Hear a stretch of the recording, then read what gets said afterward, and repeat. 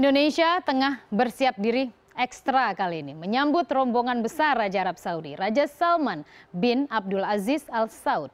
Selain juga ini kunjungan kali kedua setelah lebih dari 40 tahun lalu menginjakan kaki di tanah air, Raja Arab kali ini juga memboyong ribuan orang yang memunculkan banyak pertanyaan.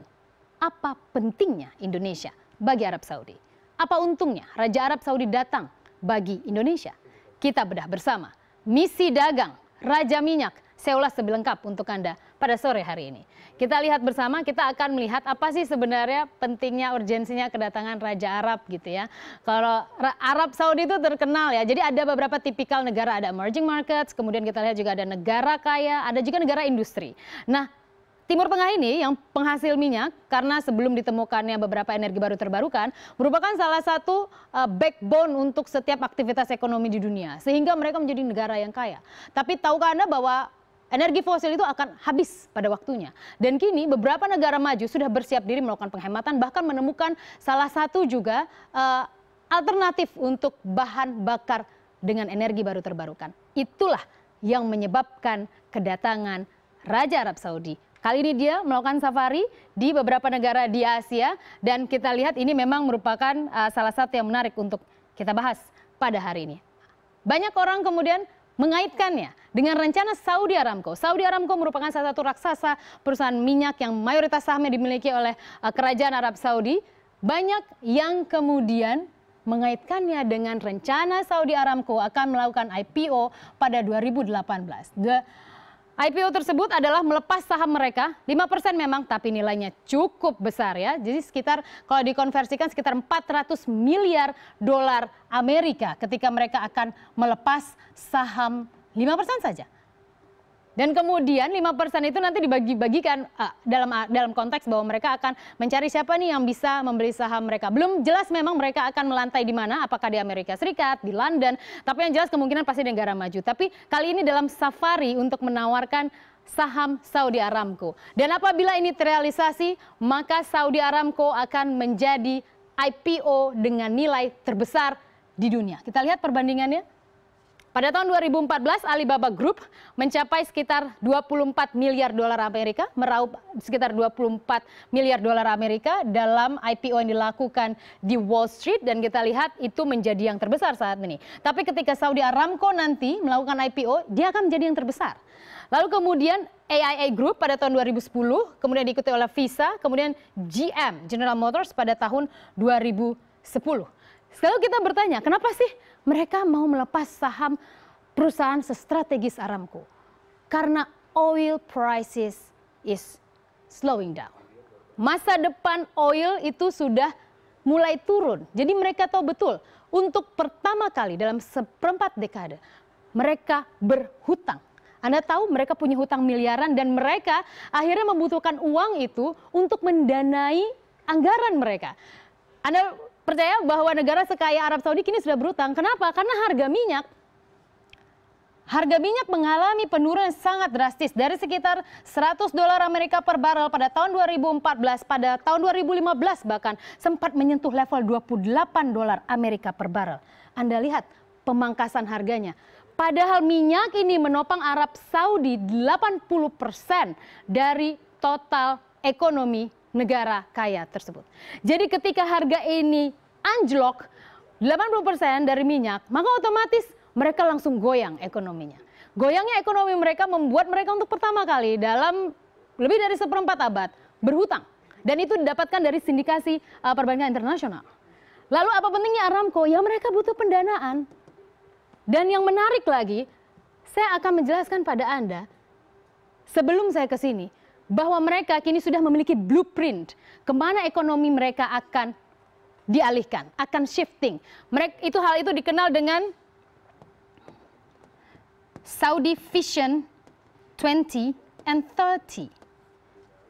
Dan ini menjadi kata kunci kedatangan Raja Salman.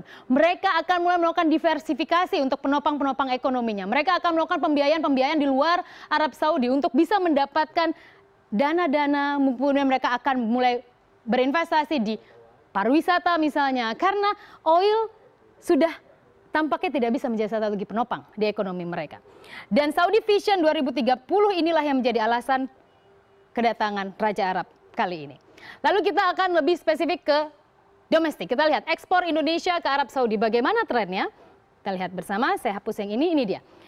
Tren, Anda bisa lihat 2012 hingga 2015 sempat naik, tapi kemudian turun lagi 2016. Ya ini 2016 turun ya karena harga minyak masih terseok-seok ya. Jadi kalau misalnya ekspor Indonesia ke Arab Saudi artinya ketika Arab Saudi mengalami perlambatan pertumbuhan ekonomi, kan orang nggak akan minta gitu. Maksudnya kebutuhannya jadi menipis. Ketika nggak ada permintaan ya mau ekspor kemana Indonesia gitu. Jadi dan itu salah satu yang menjadi alasan mengapa ekspor mengalami penurunan tahun 2016.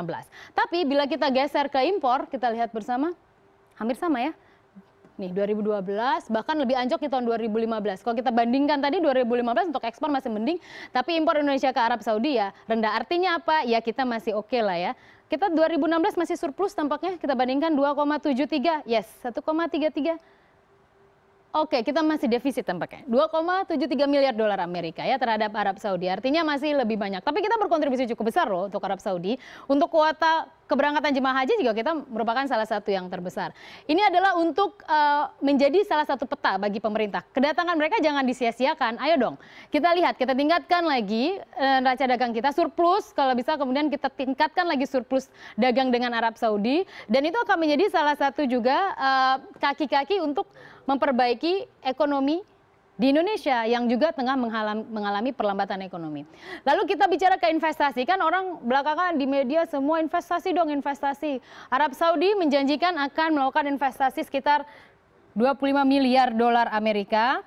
Insya Allah terwujud ya, insya Allah gitu. Dan kita lihat realisasi investasi Arab Saudi ini beberapa sektor yang paling banyak. Kita ambil beberapa yang paling mendominasi. Kita lihat untuk sektor industri kimia dasar, barang kimia dan farmasi itu ada 12 proyek. Nilainya itu sekitar 28 juta dolar Amerika. Kemudian ada hotel dan restoran ya. Hotel dan restoran itu ada 17. Ini realisasi ya dari tahun 2012 ke 2016. Jadi di Indonesia itu ada hotel-hotel dan restoran dengan nilai investasi sekitar 2,6 juta dolar Amerika.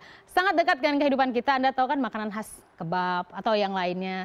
Atau makanan-makanan khas Timur Tengah. Itu kan restoran-restorannya sekarang ada banyak ya di ibu kota, di berbagai daerah. Kemudian juga ada hotel-hotel yang khas Timur Tengah gitu. Itu yang menjadi salah satu juga cikal bakal mungkin bisa diperdalam lagi nih untuk sektor ini. Lalu kemudian sektor perdagangan dan reparasi itu ada 25 proyek dengan nilai 2,4 juta dolar Amerika. Lalu sosok Raja Salman kemudian menarik untuk kita lihat. Sebelum saya ke sana masih ada lagi nih realisasi sektor pertambangan sangat kecil ya. Itu sekitar 300 ribu dolar Amerika, perumahan dan kawasan industri perkantoran 295 ribu dolar Amerika, lalu jasa lainnya sekitar 111,9 ribu dolar Amerika. Jadi investasi merupakan motor utama perekonomian Indonesia di tengah ketidakpastian global saat ini. Pemerintah Indonesia harus memanfaatkan momentum ini untuk menarik investasi sebanyak-banyaknya, terutama foreign untuk investasi langsung ke dalam negeri. Karena itu yang akan secara langsung memompa ekonomi di dalam negeri, utamanya untuk sektor real ya. Jadi FDI adalah kunci yang harus dikejar. Lalu tertarik kita dengan sosok Raja Salman, karena kita sebut sebagai Raja Minyak yang akan datang ke Indonesia. Berapa sih sungguhnya kekayaan Raja Salman bin Abdul Aziz ini?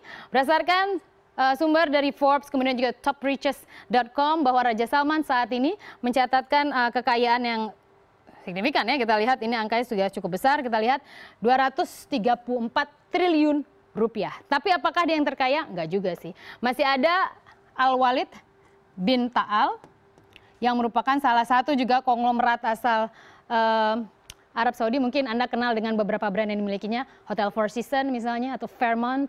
Itu merupakan salah satu, ataupun salah dua ya, beberapa yang dimiliki. Juga klub sepak bola ternama dunia yang juga dimiliki oleh Al-Walid. Jadi memang Arab Saudi ini dengan karakter negara kaya itu suka membuat kita tercengang ya. Dengan lihat 1.500 orang dibawa langsung, untuk tangganya aja harus khusus. Tapi ternyata mereka pun sama menghadapi kontraksi ekonomi. Terbukti mereka berhutang untuk pertama kali. Dan kini mereka tengah mencari alternatif ke target-target negara mereka, termasuk juga Indonesia.